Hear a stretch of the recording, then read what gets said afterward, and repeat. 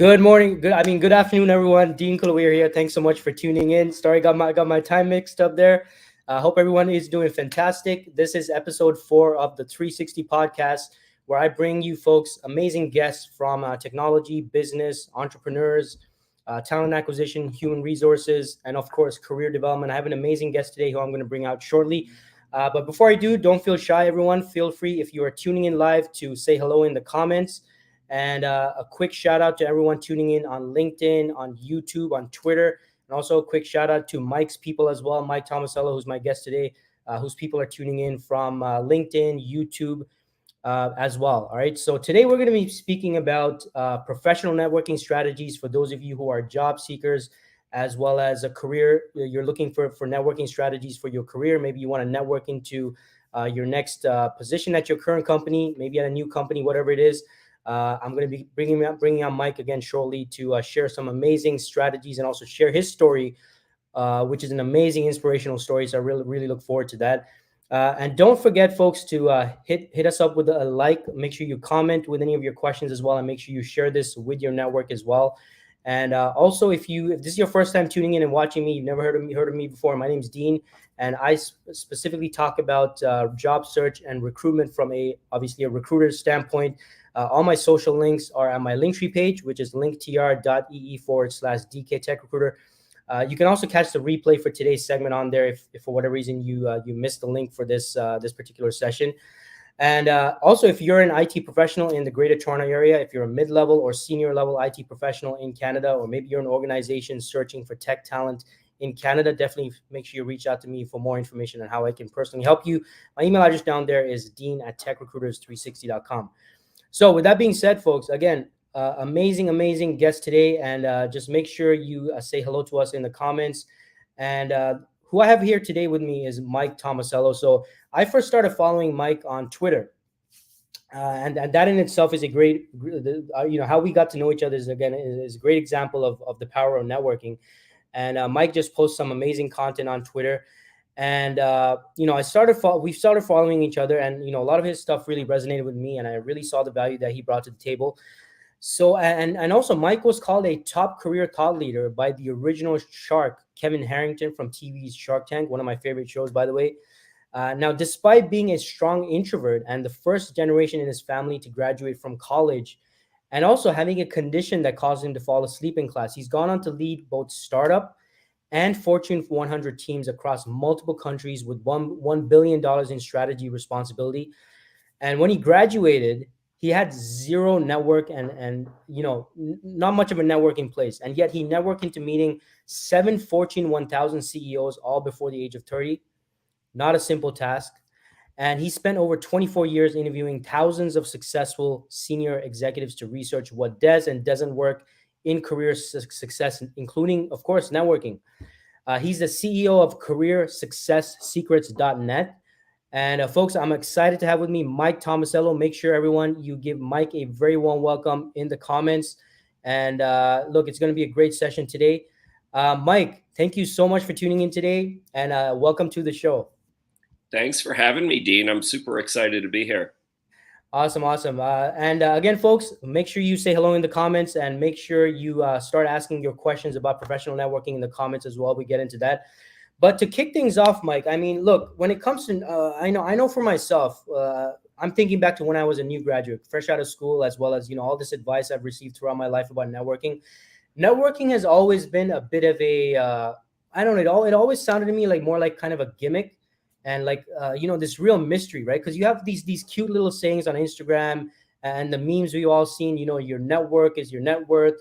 It's not about what you know, it's about who you know. I mean, so Mike, are these just like, is networking a real thing, or is this just like this big trend or gimmick?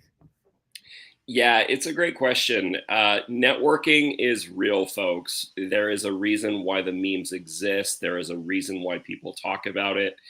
I think the challenging thing and the mystery comes about is there's not a lot of people that are really good explaining what it is, and therefore the mystery, and therefore people get confused, and therefore people are like, well, I think I'm trying networking, but it's not exactly working. So maybe networking doesn't work for me. So I think that's where a lot of the mystery comes from, is most people are out there are pretty bad about explaining what it is and how to do it. Yeah, and it's kind of ironic too, Mike. Would you say? But I mean, because it's such an important part of building a career and building new connections. Because ultimately, no matter what business you're working for, it's about the relationships you make, the connections you make, and yet it's not really something where, I mean, there's no, as far as me, when I was in college or university, there was no networking 101 class. I mean, no one's really teaching this stuff at school. So I definitely agree with you on that. Now, Mike, you have a very inspirational story, and I feel like you had a lot of things going against you. You describe yourself as someone who was a very strong introvert. You had a condition, I believe, which caused you to fall asleep during classes. You were discouraged by many people to not think big, to not go for it in your career. You're from a family where you're the first person basically to graduate with a higher educational qualifications. Um, I mean, how do you go from that to being someone who's a great networker? Who like what caused young Mike to be like, okay, I have all these things going against me, but I need to get good at networking. Like, what was that thing that pushed you to really go for that? Yeah, it's a great question. I think the short version is, um, I always knew that I always knew that in order to make an impact, that there were a wide variety of ways to make an impact in business.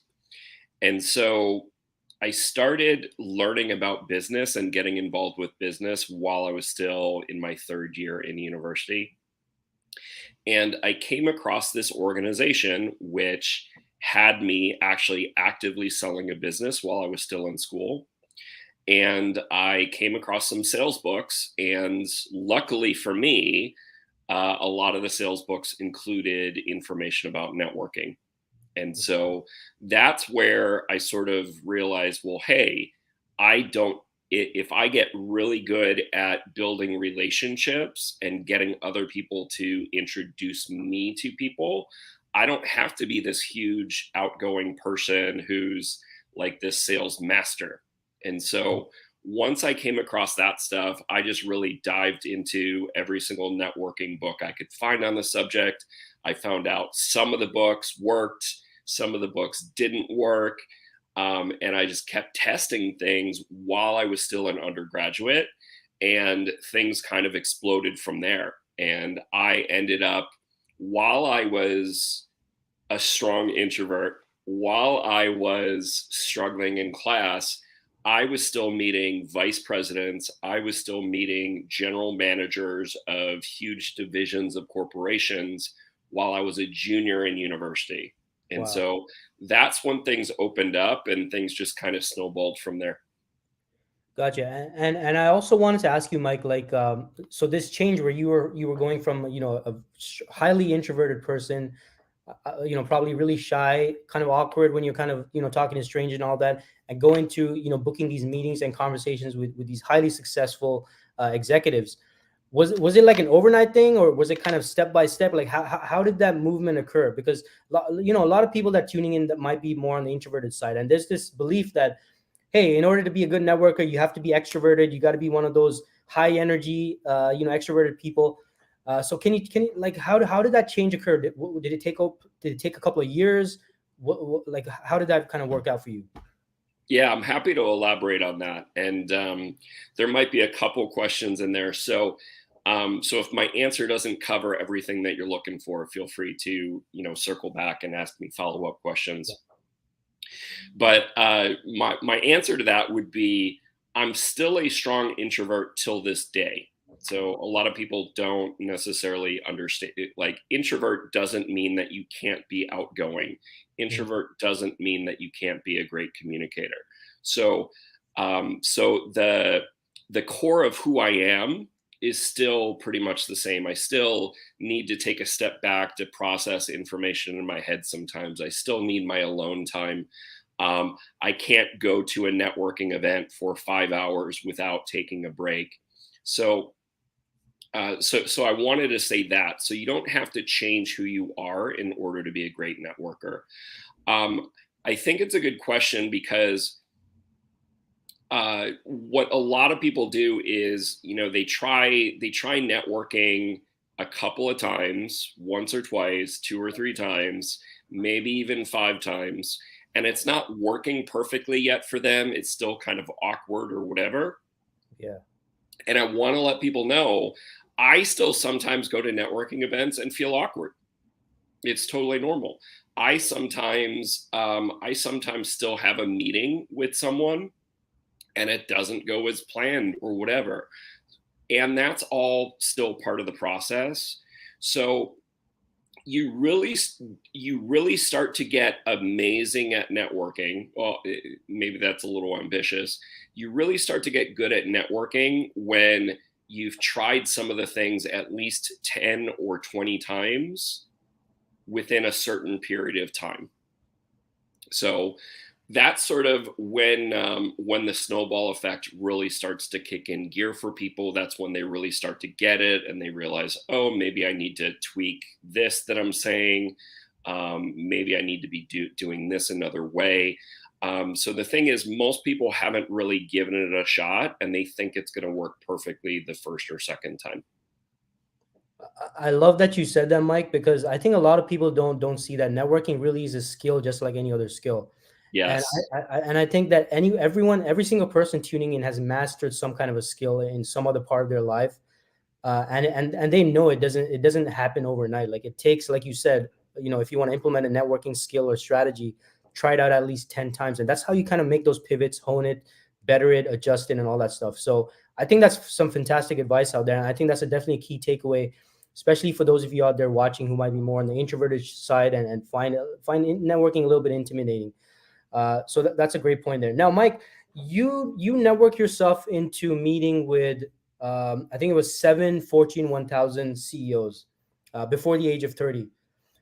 Now, these are folks that are, I mean, they're not just hanging out and looking to spend time with just any random person out there. Like it's not easy to get the time of these people, and I know because as a recruiter, I'm making cold calls every day trying to book meetings with senior executives. So how like these are so how did you approach that, and how did that process kind of work? Yeah, great question. So one of the core concepts that I teach to my career coaching clients and people in my audiences is the concept of commonalities, particularly strong commonalities. And it's something that not a lot of people talk about in networking. I might actually be the person who came up with it. I don't know.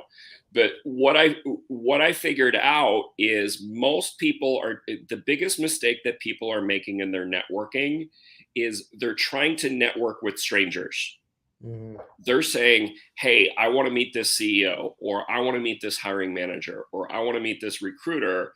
And they're messaging them the same way that they're messaging their friends, Yeah, thinking that it's going to work. What they don't realize is this is the equivalent of picking a stranger, calling them on the phone, and they might be in the middle of dinner, and the person feels like you are spamming them and giving them a phone call. yeah, So that's not really networking. The way that I describe networking is I always try to tell people, well, the definition of a network is a series of people or things that are interconnected. mhm, A series of people or things that are interconnected. So if you're not already connected with them on some way, then you're technically not doing networking yet. Now, there's a lot of different things you can do to warm that up so that they do eventually become part of your networking. But that's the more advanced stuff that people are trying to do too soon. So here's the core concept that I used that led to the Fortune 1000 CEOs, at least quite a few of them. I focused on the people that I had a strong commonality with. mhm. So for a lot of people, people that have gone to a university, even if it's just a bachelor's degree, an undergraduate university degree, anyone that went to the same university as you, even if they studied something completely different, you have a strong commonality with people. So for me and the CEOs, I focused on those people. And so because we had something in common, they were more likely to reach out. Now, there's another concept that I also applied, which starts to get a little bit more advanced. And if you're just starting out with networking, you don't even need to do this next part. This next part is, well, at a young age, I found a way to make myself be valuable to people. So, and there's more opportunities to be valuable to people at a young age than ever before. You're valuable to people because you have a podcast. You're valuable to people because you do LinkedIn Lives and whatever. Now, there's probably a lot of other ways that you're valuable, but for someone really high level that you're trying to network with, they might want to be on your show. They might want to they might want to publicize something that's going on in their career or in their business right now. So I did something very similar even before all of these things existed. I hosted a lot of events and I said, hey, Mr. CEO, hey, Mrs. CEO, I have this event and we want to highlight you as the keynote speaker and build this entire event around you. Would you be interested in coming? So those were some of the foundational things that led to being able to reach out to really high level people.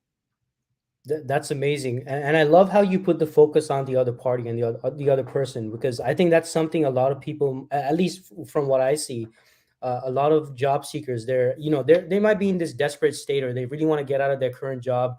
They're really desperately looking for their next job, and the focus is mostly on, hey, I need a job, help me out with this, help me out with that, and the focus is not as much on the other person that they're trying to appeal to, or make a connection with. So I think that's great. And you were doing this, Mike. I mean, this was way before like social media and all this fancy stuff. So I have to ask you, like, would you say networking was more challenging back then, or like what's the difference you see between now and then? Ooh, that is such a good question. I could take the easy way out and say it was more challenging back then. I think and because there were less options back then, it was more challenging.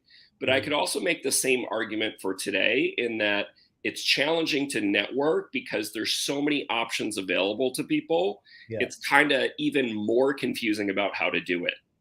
So, for example, I was hosting a Twitter audio space where people were asking me questions live about networking a couple weeks ago, and I kept getting questions around,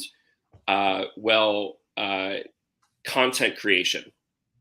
Content creation is fantastic. Content creation can lead to some really incredible things and building your credibility and whatever. And content creation is completely different from networking.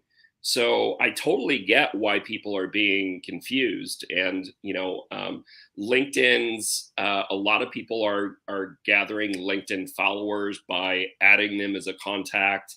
And so those are called connections. And so I'm doing this in air quotes for those of you listening to the podcast. And so it's very confusing in terms of what networking is and what networking actually isn't. So I get why people still struggle with it still today.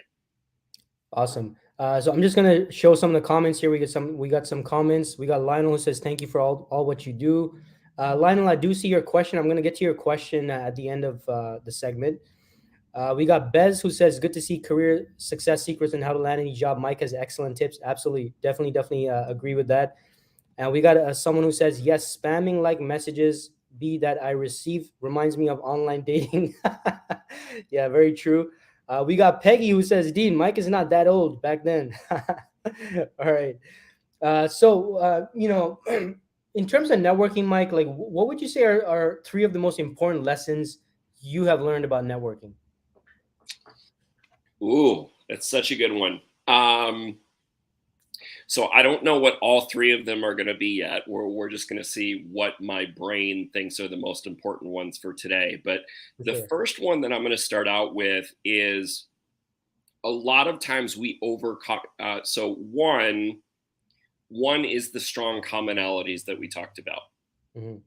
If networking is not working for you, or networking is not if networking is not accelerating things for you, if networking seems like more work and it's not worth it, it's because you're trying to network with people that you don't have strong commonalities with, Yeah. and strong commonalities just makes things easier. Even if you didn't go to university, there are strong commonalities that you can potentially have with people. You could have volunteered for the same nonprofit at some point, even if it was just a one-time thing. You could you could be from the same hometown but living in a completely different city. You could be from the same country but currently living in a different country. All of those are examples of strong commonalities. So that would be piece number one.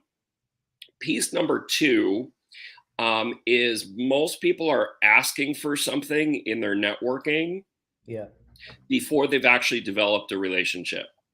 Most people are asking for something before they've actually developed a relationship.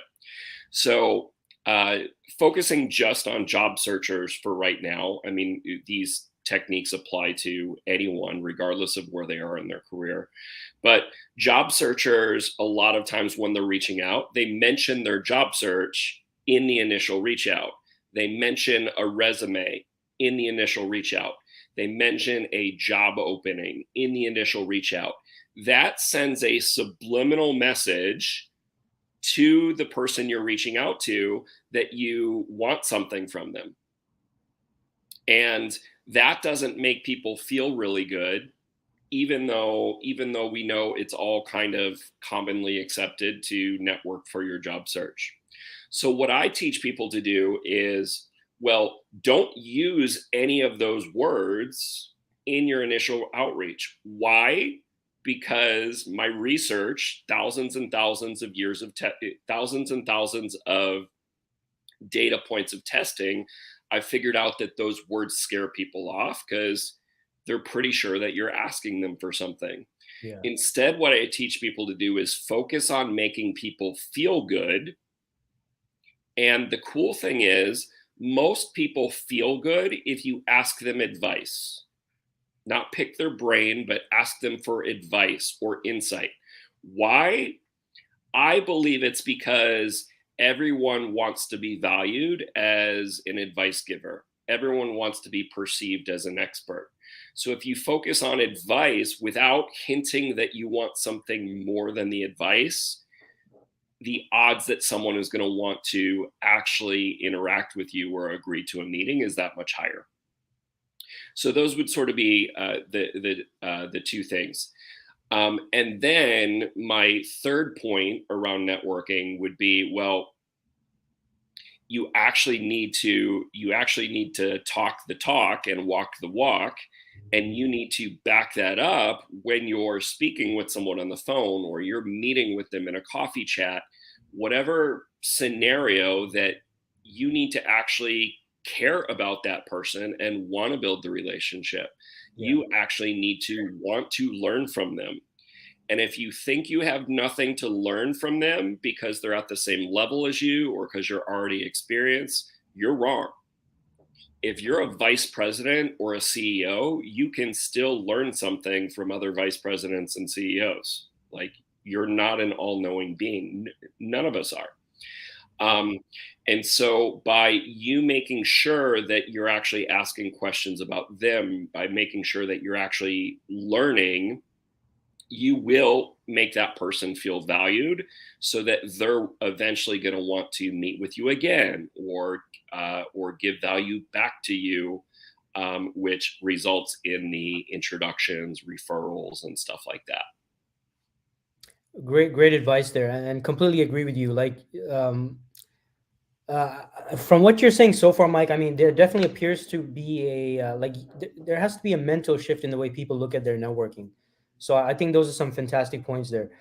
Now, you might have already kind of answered this, but what would you say, Mike, is the number one mistake you see, most people make in relation to networking?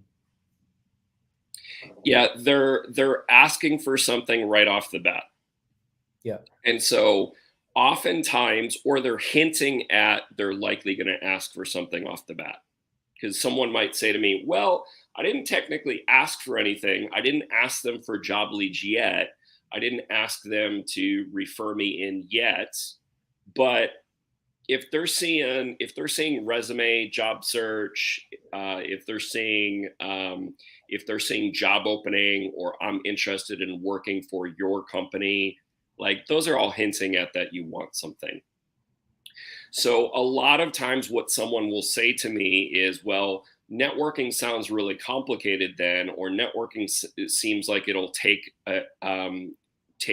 far too much time. And so therefore I don't think it's worth doing. And what I say back to them is, it's counterintuitive and it's ironic, but by actually caring about the person and putting in 15 minutes of extra effort, they will feel so valued and they will feel like you care about them as a human being, that it will actually accelerate the process where they are more likely to help you speed things up. So, covered a little bit more than you originally asked, but I just thought that was an important part to add. No, that's amazing. And that's such a great piece of advice. Uh, now, since COVID, Mike, there's been a lot of these virtual events, essentially virtual networking events organized by various types of organizations, and some organizations that I have personally been a part of, where before COVID it was mostly on-site networking. Now it's more so, actually some of the ones that I'm a part of, that were there completely still online.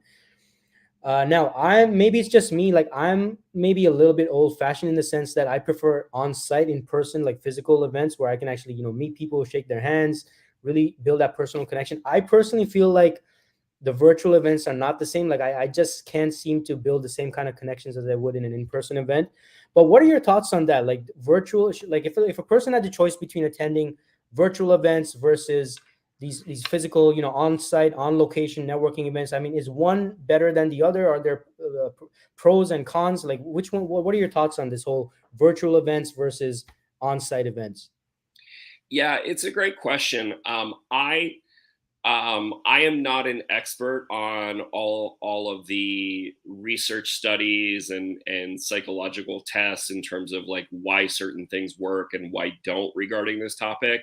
But I will tell you, based on what I've read and my personal experience, there is something about meeting someone in person where even the mere fact where you're able to shake someone's hand and Yeah. get a tactile touch or whatever, there's something about that. There's something about uh, tapping into all six senses, or all five Yeah. senses, I should say. Um, that allows us to connect with someone more easily. Now, would I take that and say, well, is in-person networking automatically better for people? Probably, but not necessarily. If you're going to have to commute an hour and a half, 2 hours each way to get to an event, and you're not even sure if the event's going to be good, well, maybe it's not the best thing for you. Maybe you can be reaching out to people for one-on-one networking instead. Um, if so those are some of the things that pop up in my mind. I am a big believer in-person networking events. I'm definitely a believer when you're meeting with someone one-on-one. If you are close enough to meet them in person, I Mhm. highly recommend you're doing that instead of a phone call. If you're not able to do that and you have to do a phone call, I think that's okay. You can still get a tremendous amount out of it. And so those are some of the different factors. I do want to end on, and hopefully this is not going to blow too many people's minds, but because I'm an introvert, I've been to, I'm probably not exaggerating, I have been to hundreds and hundreds of networking events. I don't know the exact number, but it's an insane number. And what I realized is, well, I can teach networking for people that never ever want to go to a networking event. Mm. So if you employ LinkedIn properly, if you employ making sure that there's strong commonalities that you can have in place with people, you can never leave the comfort of your home and you can still be an amazing networker. So I just wanted to throw that out in addition to, because sometimes people get super scared about networking events and they're not critical if you know what to do.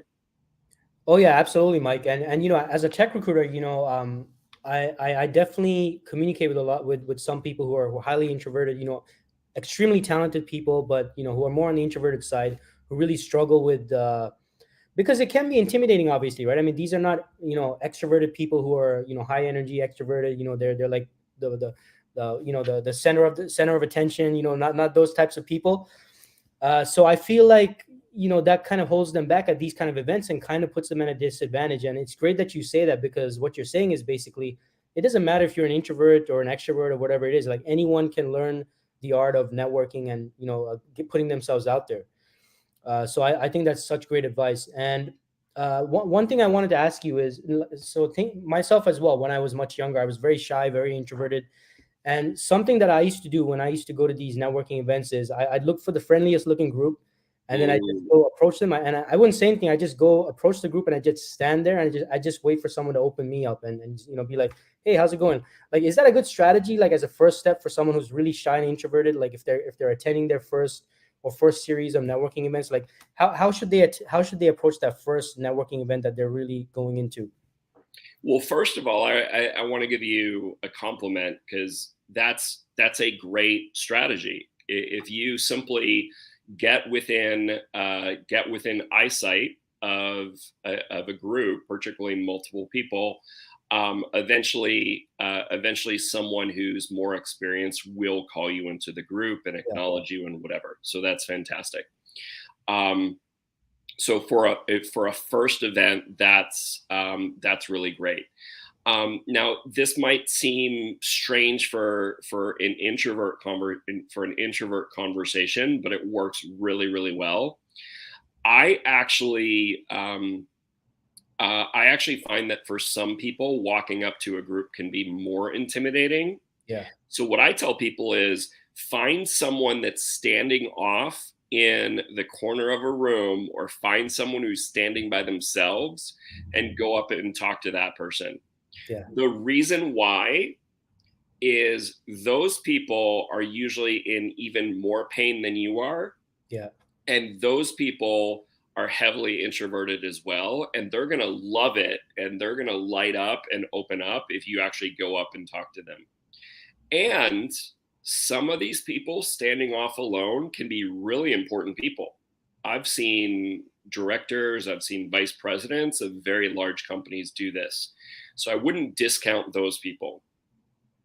Another tip I would say is, if you have found an event or an organization that you really like, or you just know that it's going to be a better organization for you than some random networking event, I would actually contact the organizers ahead of time and ask to volunteer. Ask if you can be a greeter. Ask if you can help work the registration table. If you're volunteering, people are gonna be forced to walk up and talk to you. And if you're working that registration table, you're going to be the one face that every single person's going to see. And then the next time they see you at the event, they're going to feel like they know you a little bit better, and they're going to be more likely to come up and talk to you because you volunteered, because you organized. I love that. That's such a great suggestion, because it's so true. I mean, they're gonna look to you as someone familiar, right? When they attend future events as well. So, Mike, before I get into the questions from the viewers, and as we wrap it up, any final words of wisdom in regards to networking that you want to share with everyone? Yeah, so something that came up for me, sharing my last tip is, well, maybe I'm not sure if I want to volunteer yet because I'm going to an event for the first time. Yeah. So you can still do a, excuse me, you can still do a version of that. What I recommend people do is I recommend people observe and say, who are the people organizing the event? Who are the people that are like the officers or whatever? And you can even ask the person at the registration table this. You can say, hey, who's the main organizer or whatever? And as long as those people are not busy in the middle of doing something, walk up and introduce yourself and say, hey, I'm completely new. I'm actually kind of feeling lost, or I'm introverted, or I'm shy, or whatever. I'm looking to meet people who are X, Y, or Z. Yeah. Would you do me the favor of introducing me to a couple people? Organizers love to do this because they want you to have a good time so that you keep coming back. It works. Recommend you write that one down and do that. That's such an amazing tip, and I totally agree with you. That's it, folks. I hope everyone wrote that one down because that's a killer right there. So with that being said, Mike, as before we get into the questions, can you tell us more about yourself and how do you help people, and where can people connect with you for more information? Yeah, well, I have been a full-time career coach for about 10 years. And so the way that I help people is I help people accelerate their career through networking, through improved resumes, through improved communication. So I help people figure out what's going wrong in their career, what's going wrong in their job search. I'm usually able to diagnose what's going wrong in 15 minutes or less, sometimes even as little as 5 minutes or less. And then I provide them with the roadmap in terms of what they need to do in order to get the results, whether or not it be getting a new job or getting promoted or turning those interviews into job offers.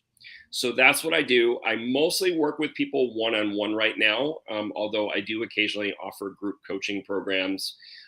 So if that's of interest to you, if you're ready to invest in yourself, please do feel free to reach out to me on social media and let me know you're interested in that. But for most people that are getting to know me for the first time, I just recommend you follow me on social media. My goal is to provide as much great advice on social media that can help you land a job without meeting with me one on one. So follow me on LinkedIn. Follow me on Twitter. Follow me on Clapper, which is the new TikTok, I guess.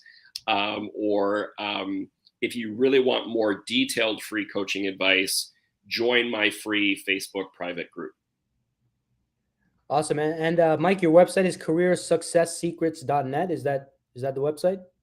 That's correct. I'm currently in the process of redoing it, so the website's usually not the best place to come to right off the bat. But I can get all the information to you if you reach out to me on social media. Awesome. Sounds good. And folks, just a heads up, I did post all of Mike's social media links. If you're watching this on LinkedIn or YouTube, it should be in the description of the event.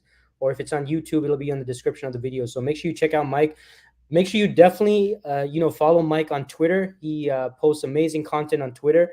And also, he hosts, what are those called? Twitter Spaces, which is basically the equivalent of Clubhouse or LinkedIn's audio event rooms.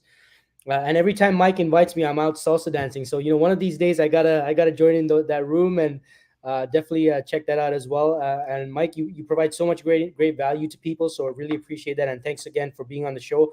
I'm gonna now get into some of the questions from the comments. So folks, feel free to put your questions in the comments so we can see if we can get some wisdom from Mike here as well. So we got Lionel, and Lionel says, "Hey Mike, what tips will you give to a career changer trying to break into a new career? I'm currently taking a master's in cybersecurity. Do you believe that obtaining internships or freelancing positions is necessary to start a new career?" So I guess any tips for people transitioning into a new career? Yeah. So, well, the good news is, Lionel, you're listening to the right thing, because it's much more difficult to change careers without networking. It's extremely difficult to change careers without networking. I always use this example. If you are as if you are living in North America and you grew up in North America and you want to learn Mandarin Chinese, you need to surround yourself with native Mandarin Chinese speakers. Yeah. So if you're switching into a new career, I'm going to assume it's cybersecurity for you. It's really hard to land a job in cybersecurity if you don't know at least 5 people, if not 15, 20 people that work in cybersecurity. Can you pull it off? Of course you can. Like if you do enough of anything, eventually you will get there. But networking just accelerates everything because your knowledge improves in terms of what you know that you don't know. Your knowledge improves in terms of how do you communicate your value, because the way you communicate your value is different depending on what audience you're talking to. And so really surrounding yourself with more people in cybersecurity. If your university is having events, virtual or in real life, go up and introduce yourself to the speaker. Ask themselves a couple questions. Say, hey, can I ask you some follow-up questions later, which gives you an excuse to get their contact information. And then you can employ this one-on-one conversation for more advice that we talked about earlier. Now, internships, freelancing, or whatever, like, is that stuff necessary? No.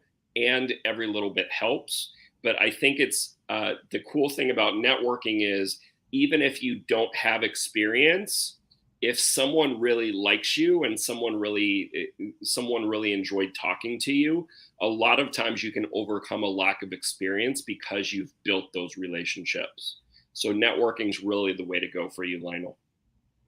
Awesome advice there, Mike. Lionel, hope that helps. Let us know in the comments. We got another question here from Raghu. So Raghu says, how do you evaluate whether or not to pay for attending some technical networking events, because it could be a hit or a miss? Ooh, so I would, that's a tough one because it depends. Like, how much does it cost? What are the quality of people that are going to be there? So usually you can reach out to the organizer. Usually you can reach out to the organization that's hosting it and say, hey, money's kind of tight for me right now. Whatever that definition is for you, and you can say, hey, can you give me an idea of some specific people that actually attend your events, so you can get an idea of the quality of the people that are going there. And so that's what I would probably recommend. And there's plenty of events that don't cost anything, but here's the cool thing about the events that do cost. The people that can afford to go there tend to be a higher quality of people because there's a cost associated with it. So not everybody wants to go to an event where 50% of the people are unemployed and looking for work. Not that there's anything wrong with that. So if you can't afford to go to something that costs a little bit more, I think the better off you're going to be. Professional association events that specialize in your specific area tend to be really good. Conferences, although they tend to be a lot more expensive, conferences are really great because you get to see people multiple times. You get to see people professionally, but also in the bar at night. So I know I didn't give you the perfect solution for that because it depends on so many of the different specifics in terms of whether or not it's going to be a good event for you or not. Yeah, I mean, that's some great advice there. And if I could add just one more thing, Raghu, is, just like how Mike was saying, do your research. And another thing you can do is see if you can connect with other people in your industry who might have heard about these events or maybe attended those events in the past, get their feedback, see if you can get some testimonials from other people who have attended. And just be really intentional about who you want to connect with and who you want to meet, and research the event as well. Who's going to be there? Who are the exhibitors who are going to be present, and all that stuff. So I hope that helps, Raghu. Let us know in the comments. Neda says Mike's Twitter Spaces are awesome. Definitely worth joining. Awesome. Lionel says thanks, helps a lot. Thank you, Mike, and thank you, Dean. So we got a question at Neda. Neda says, how do you usually break the ice at a networking event where you meet people for the first time, especially when you don't know who the attendees are? Yeah, so I always say go for what's easiest. And so the easiest thing, and by easy I don't mean lazy. So I don't mean talking about the weather. I don't mean talking about any of that stuff. You will probably never hear me talk about the weather or anything like that. The easiest thing to ask about is to talk about the event. Yeah. Talk about the events. So, hey, you can even say, I'm new here. And by the way, I have said I'm new here or I'm a rookie at events that I've gone to like 4 or 5 times. Like, there might be somewhat. And then if they're also new to the events or have only gone a couple of times, then you can bond over the fact that you're both rookies. You can bond over the fact that you both, hey, great, we're both brand spanking new. What made you want to come to this event? What attracted you about the event? Have you heard this speaker before? Yeah. What attracted you to wanting to hear the speaker? So stick with the really easy stuff, because it's actually, if you jump immediately to asking them what they do or talking about what you do, it's actually more awkward. So use the thing that brought you together, and that'll make all of your conversations more easily. And they will probably eventually ask you what you do. Or if there's a lull in the conversation, then you can switch to asking about them. So I always tell people, like, don't even worry that much about talking about yourself, because if you simply ask about them and talk about them, eventually they're either going to love you, because most people love talking about themselves, even if they don't admit it. Most people love talking about themselves, and a lot of them are going to turn around and ask you about you naturally, and then you just figure it out. Would I love you to figure out what your elevator pitch is? I'm doing air quotes again. Would I love you to figure that out ahead of time and sort of know what your 30-second introduction is or 15-second introduction is? I think it helps. And if you're just getting your feet wet and you're uncomfortable with networking, you can almost not worry about that and just focus on what questions do I ask people, and you're going to have a great time. That's great advice, Mike. And it kind of connects with what you were talking about before about commonalities, right? I mean, the commonality right there at the networking event is you're both at the networking event, right? So I mean, both yourself and the other people, they were brought in for maybe similar reasons. So, that's a great way to kind of kickstart the conversation. So great advice there. So Nate, I hope that helps. Do you want to add something, Mike? Yeah, a quick thing on that. So in terms of strong commonalities, so if you are a member of a professional networking organization or a professional association, my research and my testing has found that's technically not a strong commonality yet. And so if you're reaching out to people virtually without going to an event, I just want to let you know that does not work as well as someone who went to the same university as you. Yeah. However, you picked up on something really important. Once you physically meet them, even if it's just for 5 minutes, now the commonality is you've actually met in person. And so you can reach out to those people after the event, assuming that you don't wait too long and people forget about you.